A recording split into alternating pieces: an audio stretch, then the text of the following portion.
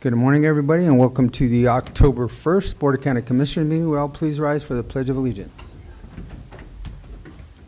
I pledge allegiance to the flag of the United States of America and to the republic for which it stands, one nation, under God, indivisible, with liberty and justice for all.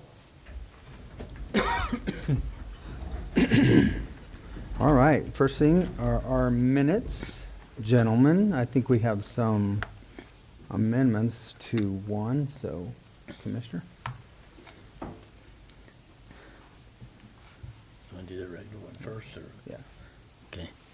I move to approve the proceedings of the Board of County Commissioners for Montezuma County for September 24th, 2024 as presented. Second.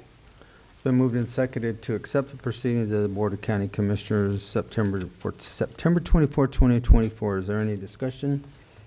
All those in favor? Aye. Aye. Aye. And then we actually have some corrected minutes. Yeah. Commissioner? I move to approve the amended minutes from the September 10th, 2024 as presented. Second. It's been moved and seconded to accept the corrections on the amended September 10th, 2024 meeting. Is there any discussion? All those in favor? Aye. Aye. All right, planning.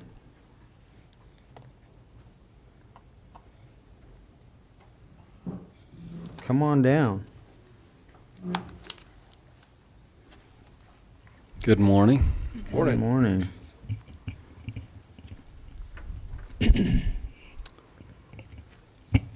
All right. All right. Well, I don't have an applicant, so Do you want to just, I'll proceed, and if we get to the point where I can't answer anything, then we'll do something different. So the applicant has a lot in the Mancos Hills subdivision highlighted there. And they built a barn a year or so ago, I believe it was, and I'm not sure what survey pins they used, but subsequently they found out that they built the barn too close to the property line. So they are requesting an after-the-fact variance for the setback distance. I think there's a map there that shows what the situation is there. Keep scrolling down, Travis. There's the scenario. There's the location of the barn on the northeast corner that encroaches there.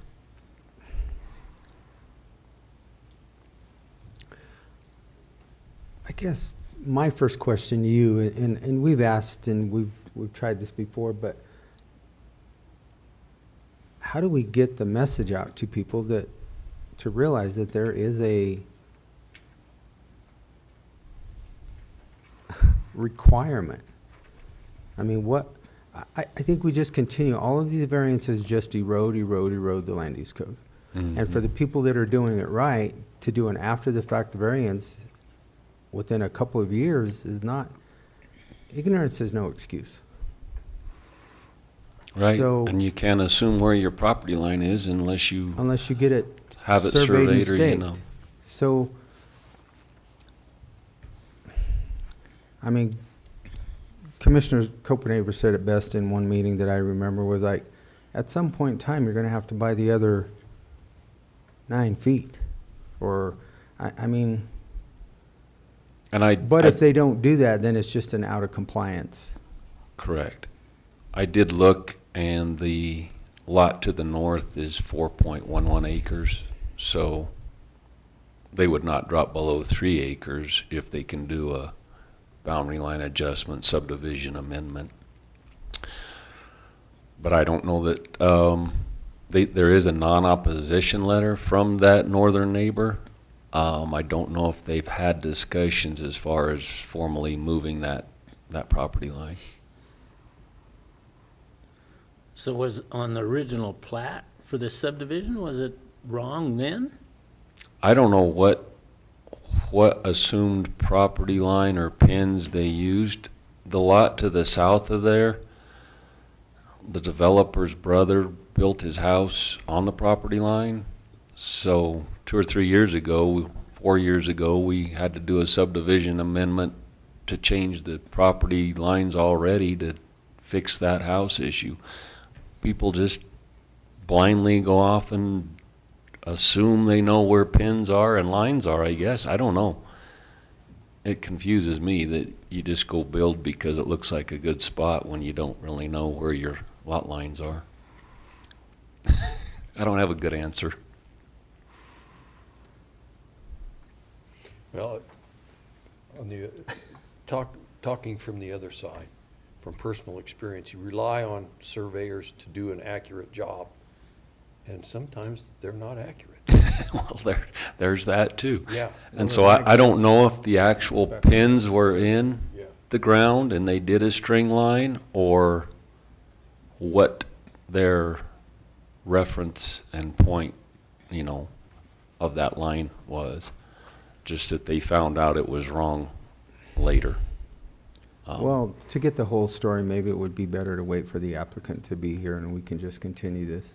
Just speaking out Yeah. loud, I don't know. Yeah, because all we really have is the narrative that was attached with the application. Right. Which is what we read, but it just brings up more questions. How do you get this done in the last couple of years and not be compliant? Mhm. Specifically, the way they oriented it with Yeah, just the lot line. rotated a little.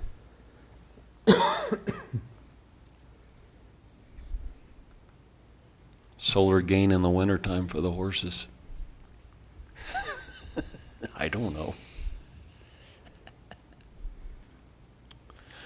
What's your pleasure, gentlemen? I think that would be better to get figured out for sure if they were just going by the original lot lines from the subdivision, and if that was off that much, that's one thing.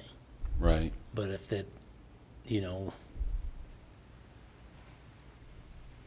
I mean, this happened to us a couple of years ago on a propane tank, and the guy ended up just going and buying it ended up being only like a quarter of an acre, but he made it to fit within the setback. So I just,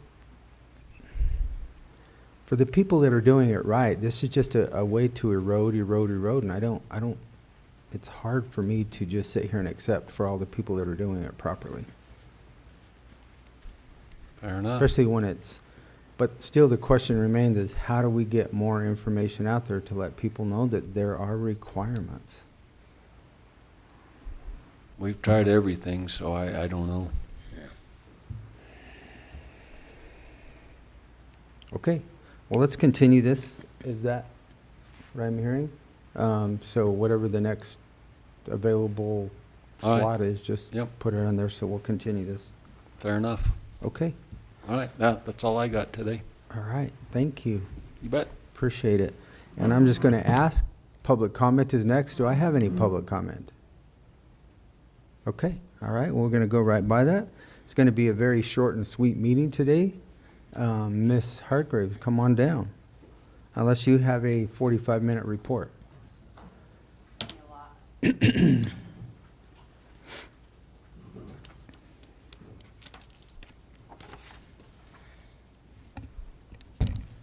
Thank you.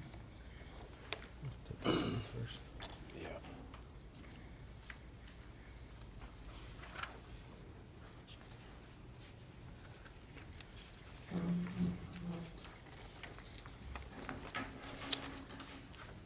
We'll take care of these first, and then we'll give you a shot. I would so move we approve the minutes of the August 27th meeting of the Board of Social Services, and also the financials in the amount of $1,496,350.55. second. It's been moved and seconded to accept the record as a proceeding for the social services for August 27th, 2024, and the expenditures for August 2024 in the amount of $1.4 million, $496,350.55. All those in favor? Aye. Aye. Aye. Okay, Kelly? Good morning. Morning. Nothing too crazy happening. As far as a couple updates, our economic security team was recognized by HICPUF in our last director's call. We are one of 3 medium-sized counties meeting the mark for new medical assistance applications, so we've hit it at 95%, which is great. They're doing great work down there. We have a couple of positions open. We had a staff member shift over from adult protection into child welfare, and then a child welfare caseworker go to adult protection. So we currently have a child welfare caseworker open. We do have a fraud position open within our economic security team, and a couple of positions. We have a retirement coming up in January, and a long-term care services position and eligibility. Somebody moved out of the state. And just as a side note, applications have been really slow across the board, so we haven't gotten any great resumes. That's what's happening in those areas. In child welfare, I did want to bring up the recent legislation. It's a kinship bill. It was passed last legislative session, and it became effective on September 1st. And so what this bill, the intent is really to help families be able to care for children in their family without having to become certified in order to receive a foster care reimbursement. So what happens is they get 30% of the foster care reimbursement rate, and they don't have to become certified. Makes a ton of sense. It's super useful. It encourages kin to step up and take on those children that have been removed from their parents' home. I bring it to your attention because it's one of those things, again, the first year, 30% of it's coming out of TANF reserves, and the second year, 50% is coming out of TANF reserves. And so I bring it to your attention is when you have those discussions at the state level that TANF cannot continue to fund everything. So we're hoping that there's some kind of long-term solution for it, but it certainly is a concern. The other 70% comes out of our child welfare block. And those families can receive both that 30% foster care reimbursement rate and TANF, child-only TANF. So they get cash assistance for those children. They can dip into both. And so that cash assistance from TANF comes directly out of our TANF, 100%. How do they dip into both? The feds have that's said double dipping. I mean, how do you? The feds said it's not double dipping. They said that once those TANF dollars come down to the state, they're state dollars. So the foster care reimbursement, federal monies, when it gets to the state, it's state dollars. And the TANF that we're using for basic cash assistance for child-only TANF is still federal, so it's not double dipping. That is the guidance that they gave the state, and so that is the guidance that the counties are required to follow.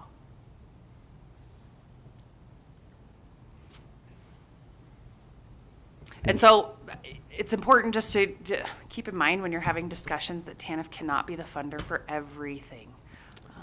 We are going to run out of that funding. And then we won't have prevention services, those services that are really crucial to provide prevention and intervention services that our department doesn't provide. So was there anything on the agenda for Friday that you saw that stuck out as far as TANF for CCI? I don't think I saw the agenda. Okay. I'll have to look through my emails and look at that.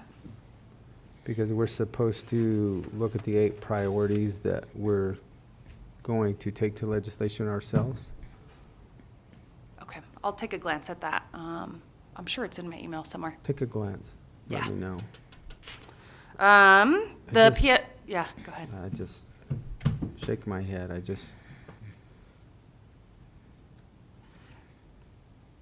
just don't, I mean, ours is a smaller county, so the impact won't be as great as those big counties, but they're going to see a 40% increase with the kinship legislation in their foster care line item.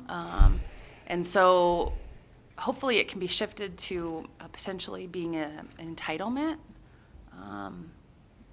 But it's just something to keep in mind. Entitlement. Well, an entitlement It's like our gap.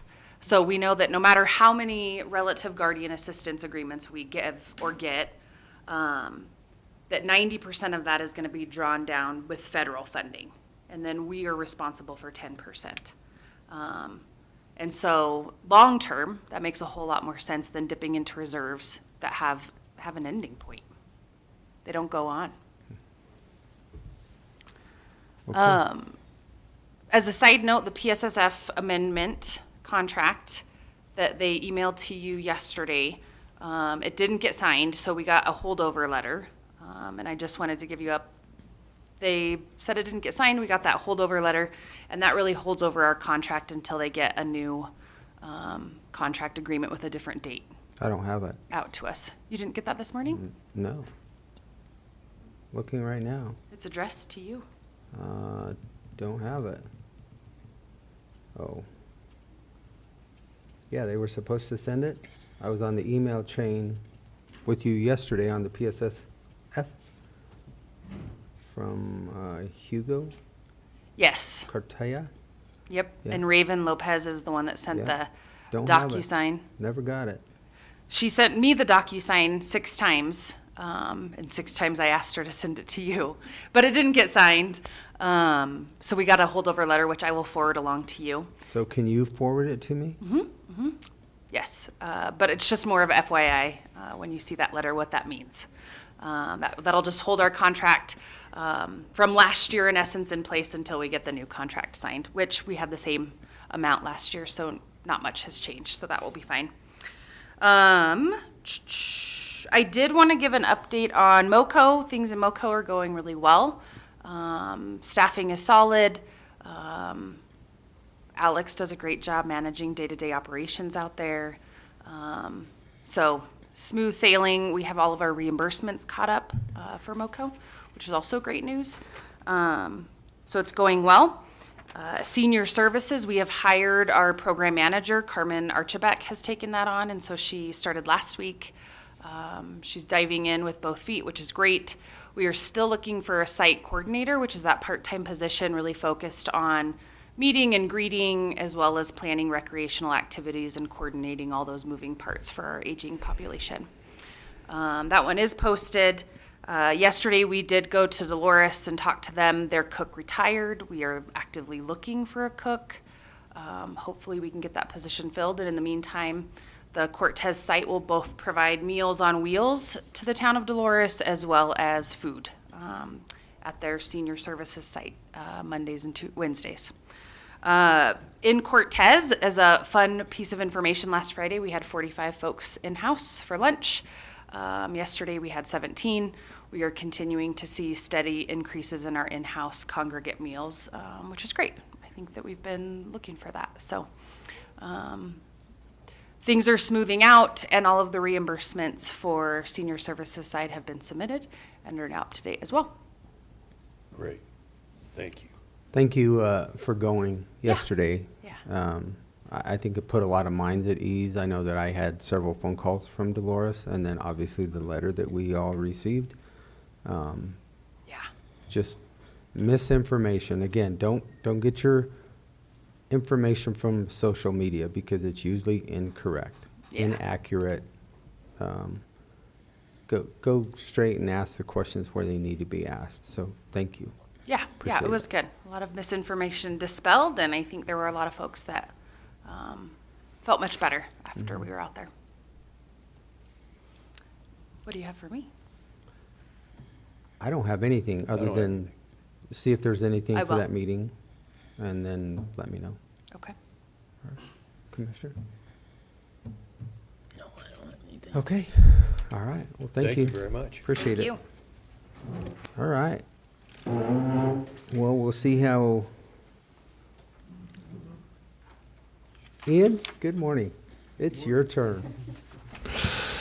I've got 2 things to report. Last week, I filed a motion to reduce $2.1 million of accrued fines to judgment in the Ironwood case. CDPHE joined in that motion, and so half of that money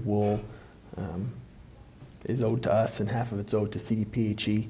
The court did issue an order the same day that I filed the motion, giving Ironwood 21 days to respond. And so Ironwood has now a little over 2 weeks to respond, and they will respond, and then we'll look to the court for an order. I don't think that there's a lot of legal nuance to it.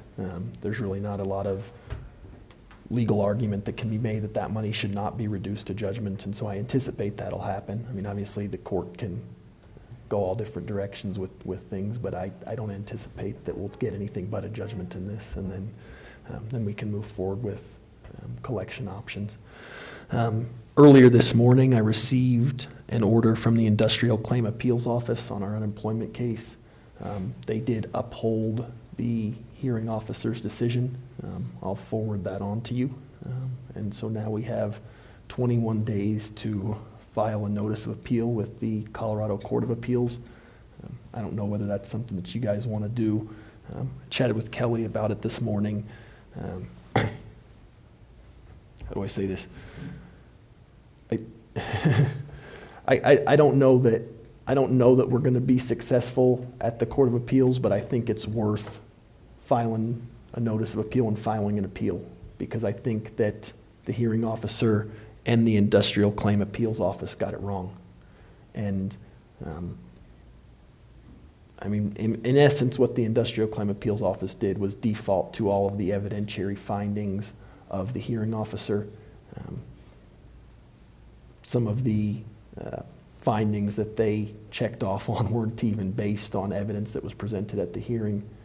It's a very discouraging order to read, and I'll forward it on to you. But my thought would be let's keep going. But obviously this board has ultimate discretion. I mean, at this point, we don't have anything to lose other than my time. So.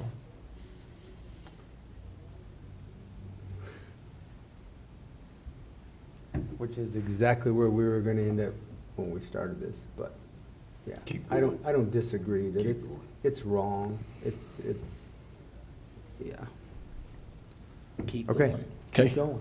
I'll get as that far as notice. I'm concerned. Yeah, I think it's the right thing to do. And I think we know where um, we're ultimately gonna end up, but yeah, keep going, fight Yeah. it. yep, absolutely. Well, I will. Make them realize that there is some people out here that are actually concerned about all the Yeah, false information and I find it incredibly concerning. not doing anything right. This is crazy. So I will. I'll get that notice of appeal filed. We've got 2 weeks from today to get that done, and so I'll get that filed, and we'll keep going. Okay, That's all I have to report. very good. Travis? Gentlemen, I don't have a lot to report this week other than our financials. Kelly already addressed the senior center, which I got a few calls on that as well, but thank you, Kelly, for addressing that. General fund, total $1,156,655.79. Road and Bridge Fund, $372,165.59.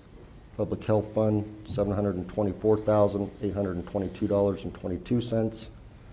Capital Fund, $92,611.84.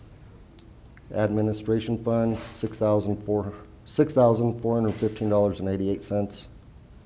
Landfill Fund, $353,720.47. Check register total, $2,706,391.79. Social services, $1,496,350.55. Grand total, $4,202,742.34. Questions, gentlemen? No, I would so move we approve the August financials in the amount of $4,202,742.34. Second, It's been moved and seconded to accept the August payables for Montezuma County in the amount of $4,202,742.34. All those in favor? Aye. aye.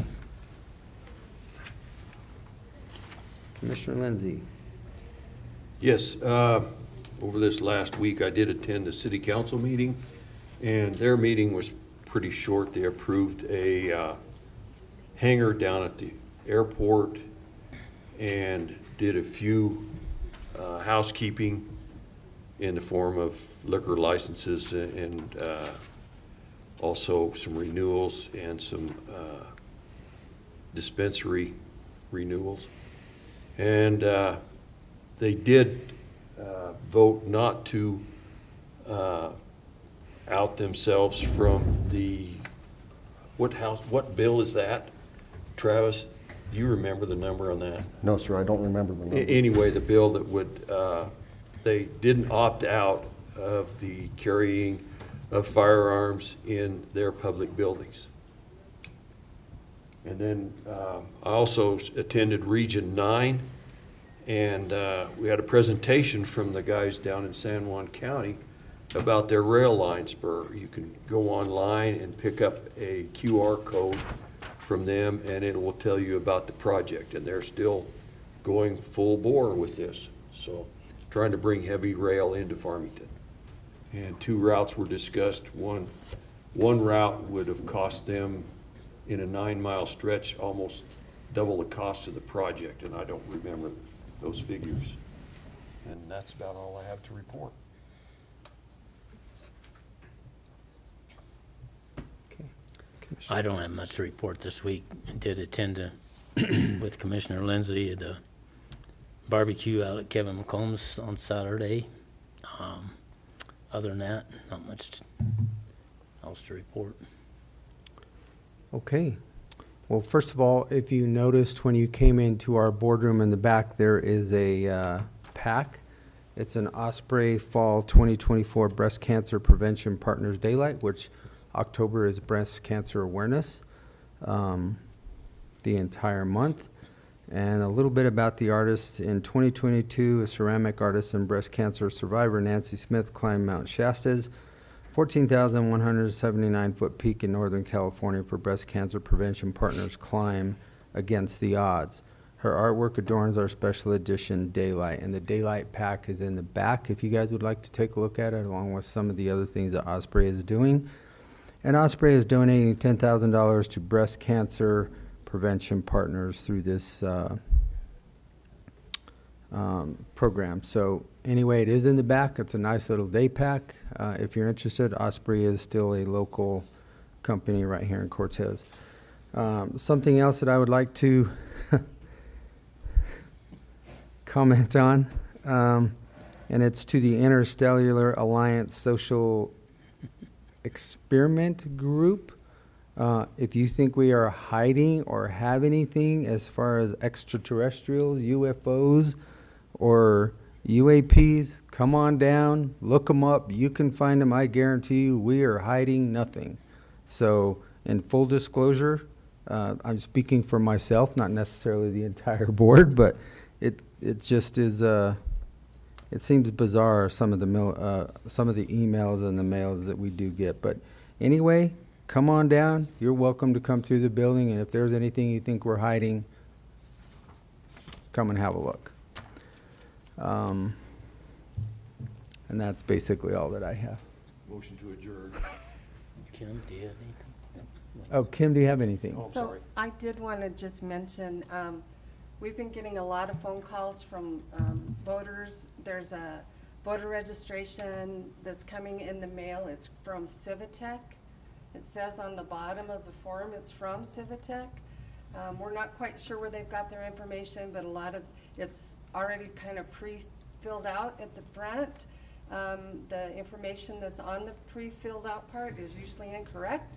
So they're calling us, wanting us to know why we're sending these out. These are not coming from us. They are coming from Civitech. But if you have any questions about your voter registration, just give us a call, 970-565-3728, and we will look it up and see what's going on. But these are not coming from us. Just wanted everybody to know that. Very good. All right. A motion. Second. It's been moved and seconded to adjourn this October 1st, 2024 meeting. All those in favor? Aye. Aye.